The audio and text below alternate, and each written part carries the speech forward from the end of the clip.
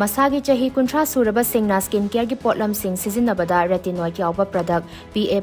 thaba sunscreen unsada hydration piba product amadi antioxidant yawba product sing sizinaba tangai phadi haina tongan ba research tagi phangba report singna hairi report asigi matung inna masagi chahi kuntra suraba singna tretinoin retinaldehyde amadi retinol yawba ake amogi potlam sing sizinabana unsada collagen hena puthoktuna unsa khuiba hantahali PA++ thaba broad spectrum sunscreen sizinabana chahiga Chana dana unsa khujinbada achauba thodang loriba UV radiation dage ngakthoi masida sunatana blue light protection thaba sunscreen sizinabana mobile phone amadi laptop tagi thadorakpa blue light na unsa da sokhanba adu ngakthokpada mateng pangi masagi chahi kuntra surakpa matam asi unsagi issue haurakpa matam oibana unsagi issue dage nathainaba amadi matam pumbada thot nauba unsa oina lainaba hyaluronic acid peptide amadi ceramide yawba ake amauge potlam